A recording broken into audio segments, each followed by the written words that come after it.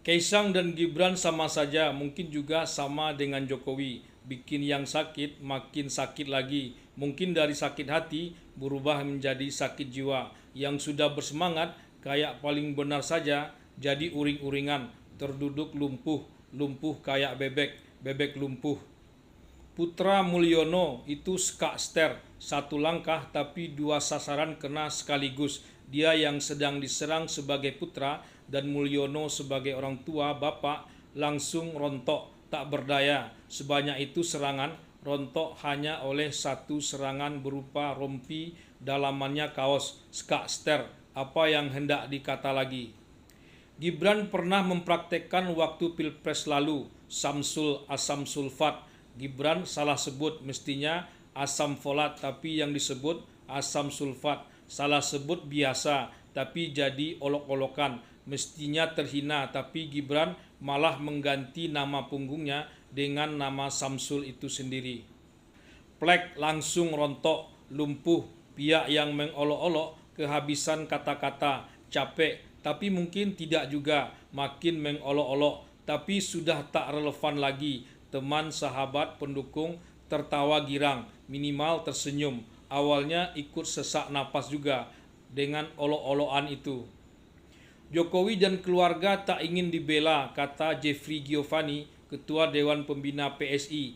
Ini negara demokrasi, pemimpin tak boleh tipis kuping, harus tahan. Anak-anak PSI tak tahan karena justru dilarang membalas. Ternyata itu strategi Putra Mulyono, mungkin juga Mulyono itu sendiri.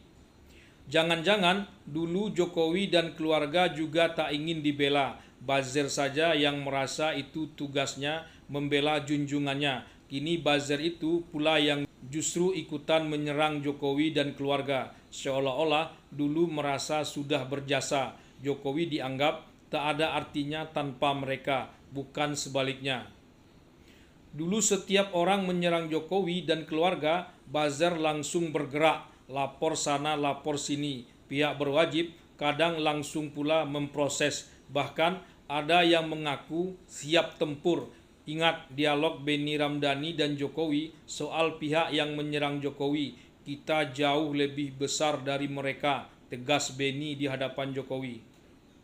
Itu legend sekali, selegend Benny Ramdhani mengungkap inisial T sebagai bos judi online yang harus ditangkap di hadapan publik. Setelah beberapa kali dipanggil polisi, ternyata inisial T itu bodong, rumor semata. Benny tak bisa memberikan bukti sehingga polisi tak bisa berbuat apa-apa. Inisial T sirna. Orang kalau diserang terus-menerus, orang yang diserang tak membalas, padahal bisa membalas, salah pun orang itu, orang yang melihat bisa muncul juga simpati, sesalah apapun orang itu. Apalagi kalau orang itu belum tentu bersalah, dan orang yang menyerang tak bersih-bersih amat. Pernah tersangka pula seperti Roy Suryo, ini selesai sudah. Orang yang bukan pendukung Mulyono, apalagi putra Mulyono, jadi salut. Fahri Hamzah mengaku pernah seperti ditampar temannya. Temannya ini orang asing. Fahri menganggap Jokowi orang biasa seperti orang biasa pada umumnya. Temannya itu mengingatkan Fahri, jangan dianggap orang yang menang Pilwako 2 kali, menang Pilgub di ibu kota sekali, dan Pilpres 2 kali sebagai orang biasa pada umumnya. Anda salah baca, pasti ada sesuatu. Jokowi itu orangnya rinci, detail, kata Prabowo yang dikutip Fahri Hamzah. Lalu bagaimana seharusnya menyerang atau mengalahkan Putra Mulyono atau Mulyono itu sendiri? Harus lebih rinci dan lebih detail lagi. Tak bisa gerusa-gerusu, seruduk sana, seruduk sini, ojo ke susu. Dan yang paling penting, harus benar-benar bersih pula. Tapi buat apa pula menyerang atau mengalahkan Mulyono? Eranya akan berakhir.